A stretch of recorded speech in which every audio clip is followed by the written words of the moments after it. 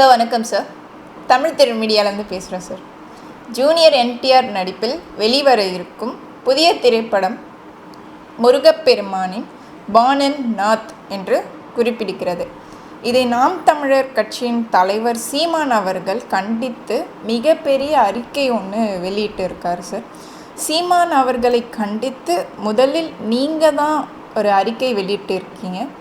தற்போது இந்த பிரச்சனை தமிழகத்தில் சமூக ஊடகங்களில் மிகவும் பேசும் பொருளாக மாறிட்டுருக்கு சார். முருகன் தமிழ் கடவுளா அல்லது இந்து கடவுளா? உங்களோட கருத்துக்கள் என்ன சார்? தமிழ் வேறு ஹிந்து வேறு அல்லமா. Okay sir. சனாதனம் வேறு தமிழ் வேறு அல்ல. Okay sir. எல்லாமே முன்னை பழமைக்கும் பழமையாய் பின்னை புதுமைக்கும் புதுமையாக இருப்பது, என்றும் இளமையாக என்றும் மிகவும் செழிப்பாக இருப்பது தமிழ். தமிழ் என்பது உலகத்தினுடைய மிக பழமையான மொழிகளில் ஒன்று. அப்படிப்பட்ட தமிழை தாய்மொழியாக கொண்ட நாம் அனைவருமே மிகவும் பெருமையோடு இருக்கின்றோம். இந்த தமிழை இதற்கு இலக்கணம் வகுக்கிறார் தொல்காப்பியர். அதிலே 5 திணைகளாக பிரிக்கிறார். அந்த 5 திணைகளிலே குறிஞ்சி நில கடவுளாக சேயோன் என்று நம்முடைய முருகப்பெருமானை குறிப்பிடுகிறார். முருகப்பெருமானுடைய அவதாரம் என்பது இமயமலையிலே நிகழ்கிறது. இன்னைக்கும் அவர் பிறந்த இடம் இமயமலையில தான் இருக்கு. அங்க கோயில் இருக்கு. அவர் பிறந்தது சரவண பொய்கை.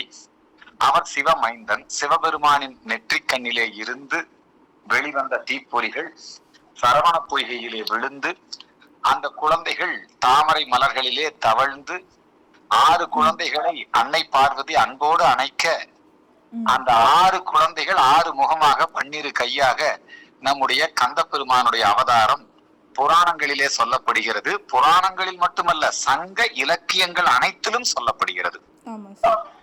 ஆச்சுங்களா? சங்க இலக்கியம்னா புறநானூறு, கலித்தொகை, என்னங்க, நம்முடைய நக்கீரர், அவங்க எல்லாருமே இந்த விஷயங்களை மிக தெளிவாக சொல்லுகிறார். தமிழிலேயே கந்த புராணம் இயற்றப்பட்டிருக்கிறது. கந்த புராணத்துக்கு மிஞ்சிய புராணம் எந்த புராணமும் இல்லை. அதை இயற்றியவர் கச்சியப்ப சிவாச்சாரியார். அவர் காஞ்சிபுரத்தை சேர்ந்தவர். ஆகவே தமிழ் மொழி என்பது இமயம் முதல் ஈழம் வரை பரவி விரவி கிடந்தது. இந்த தமிழ் மொழி என்பது தமிழ் பேசுகின்ற மக்கள் அவங்க எல்லாருமே அதிகமான பேர் முருகப்பெருமானுடைய பக்தர்களா இருக்கிறாங்க. நம்முடைய இந்து சமயத்துல சனாதன தர்மத்துல ஒவ்வொரு மொழி பேசுறவங்களுக்கும் ஒவ்வொரு தனித்தனி கடவுள் எல்லாம் கிடையாது. இந்து சமயத்துல எல்லாருக்கும் ஒரே கடவுள் சிவபெருமான். சிவனை வழிபடுகிறவர்கள் சைவர்கள் என்று அழைக்கப்படுகிறார்கள். முருகனை வழிபடுகிறவர்கள் கௌமாரர்கள், அதாவது முருக பக்தர்கள். அது ஒரு சமயம். முருக பக்தனை, அந்த முருகனை வழிபடுவது ஒரு சமயம், கௌமார சமயம்பாங்க. விநாயகனை வழிபடுவது கணபதி சமயம்பாங்க. சக்தியை வழிபடுவது சாக்த சமயம்பாங்க. பெருமாளை வழிபடுவது அது வைணவ சமயம்பாங்க. இப்படி பல சமயங்கள் இந்த நாடு முழுக்க இருக்குது. பல கடவுள், பல்வேறு விதமான வழிபாடுகள் இருக்குது. அதுல தமிழுக்கு மிகவும் நெருக்கமாக நம்ம நக்கீரர் இவங்கெல்லாம் இத நம்முடைய முருகப்பெருமானுடைய பக்தி தமிழ்நாட்டுல அறுபடை வீடுகள், என்னங்க, இதுல எல்லாம் ரொம்ப சிறப்பா இருக்குதுங்க. தமிழ்நாட்டுல குன்றிருக்கும் இடமெல்லாம் குமரன் இருப்பான். தமிழ் மொழியவே நக்கீரர் 12 விழிகளை அவர் உயிர் எழுத்துக்களாக, அவங்க 6 முகங்களை அவர் அதையும் சேர்த்தி 12, 6, 18 மெய் எழுத்துக்களாக, இப்படி எல்லாம் முருகப்பெருமான் மயில் வாகனன், வேலோடு இருப்பவன், வேலாயுதம், அன்னை பார்வதி கிட்ட வேல் வாங்கினாரு, சூரசம்ஹாரம் பண்ணாரு, இதெல்லாம் நமக்கு தெரியுமா? ஆனா அந்த முருகனை தமிழ்நாட்டு மட்டுமல்ல, கேரளாலையும் முருகப்பெருமானுடைய வழிபாடு ரொம்ப பிரபலம். பழனி மலைக்கு வர்ற கூட்டமே அதிகமா கேரளாக்காரங்க தான். கேரளால பல இடங்கள்ல முருகன் கோயில் இருக்குது. அதே மாதிரி கர்நாடகா போயிட்டீங்கன்னா குக்கே சுப்பிரமணியா கோயில் ரொம்ப ஃபேமஸ்மா. கர்நாடகத்துல பல இடங்கள்ல கர்நாடகத்துல நிறைய பேர் முருகப்பெருமான வழிபடக்கூடியவங்க இருக்கிறாங்க. தெலுங்குலயும் அது மாதிரிதான் நிறைய முருக வழிபாடு. தென்னிந்தியாவில மட்டுமல்ல, வட இந்தியாவிலும் முருகப்பெருமானுடைய வழிபாடு. அங்க கார்த்திகேயன் அப்படிங்கிற பேர்ல முருகப்பெருமான், கார்த்திகேயன், சுப்பிரமணியன், இங்கேயும் சுப்பிரமணியன் தான்.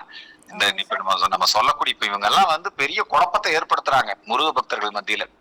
கந்தம் வேற, முருகன் வேற, சுப்பிரமணியம் வேற, கார்த்திகேயன் வேற எல்லாம் பெரிய குழப்பத்தை ஏற்படுத்துறாங்க. அதெல்லாம் ஒரு பிரிவினை உள்நோக்கத்தோடு பண்ணுவது. முதல்ல தமிழ் வேற ஹிந்து வேறன்னு பிரிக்கணும், அப்புறம் தமிழ் கடவுள் வேற இங்கிலீஷ் கடவுள் வேறன்னு பிரிக்கணும். இதெல்லாம் ரொம்ப தப்புமா. முருகப்பெருமானுடைய வழிபாடு உலகம் முழுக்க இருந்திருக்குதுமா. யாசிதீன் மக்கள் இன்னைக்கு முஸ்லீம் ஜிகாதிகளால கொல்லப்படுகிறார்கள். வேலையும் மயிலையும் வணங்கக்கூடிய முருக கடவுளை வணங்கக்கூடிய அந்த மக்கள் யாசிதீன் மக்கள் ஈரான் ஆப்கானிஸ்தான் பார்டர்ல இருக்கிறாங்க. அவங்கள இன்னைக்கு இஸ்லாமிய ஜிகாதிகள் கொன்று குவிக்கிறார்கள். எவனும் ஏன்னு கேட்க மாட்டேங்கிறான். ஆஸ்திரேலியால அபராஜின்கள்னு சொல்லுவாங்க. அவங்க எல்லாம் பாத்தீங்கன்னா உடம்பெல்லாம் திருநீர் பூசிக்கிட்டு மயிலறை வச்சிட்டு இருப்பாங்க. அபராஜின்கள் பூர்வ பூர்வகுடிகள். முருக வழிபாடு உலகம் முழுக்க இருந்திருக்குது.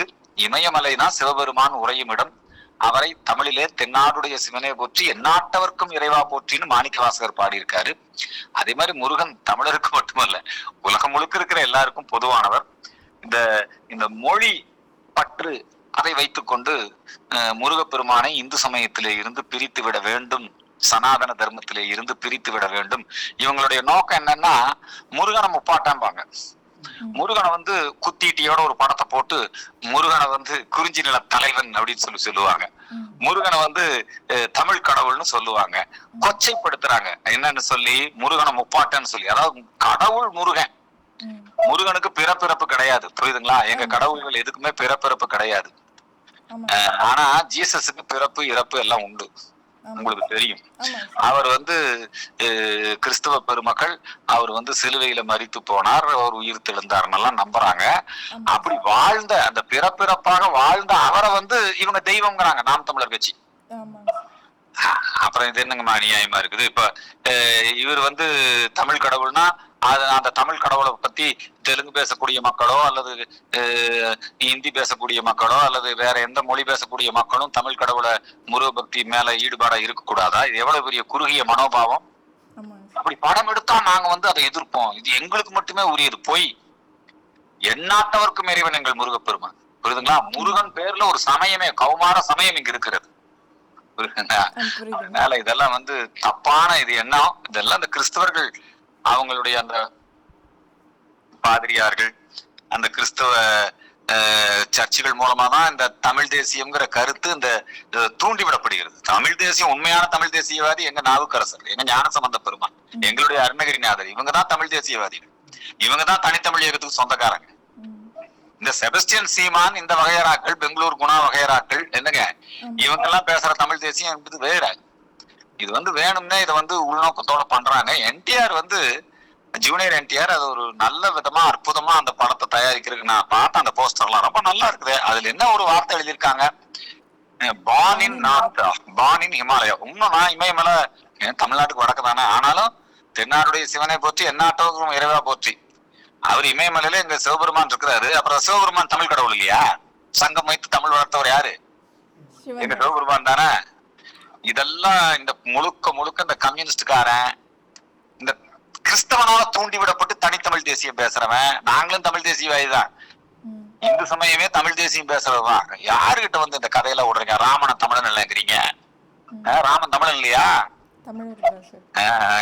ராமன் தமிழன் இல்ல, கிருஷ்ணன் தமிழன் இல்ல, ஆனா முல்லை நில கடவுள் மாயோன். இதெல்லாம் இப்படி பல்வேறு விதமான குழப்பங்களை கொண்டது இந்த நாம் தமிழர் கட்சி. அவங்க ரொம்ப பேசினா சரண்டர் ஆயிருவாங்க, அவங்களே திண்ணூர் வச்சுக்குவாங்க, அப்புறம் அவங்களே கையில வேல் எடுத்துட்டு எல்லாம் வருவாங்க.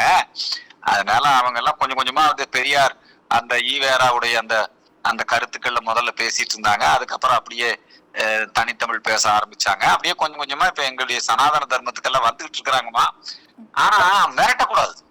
தியேட்டர் முன்னாடி நாங்க ஆர்ப்பாட்டம் பண்ணுவோம், நாங்க இந்த படத்தை ரிலீஸ் பண்ண விட மாட்டோம்.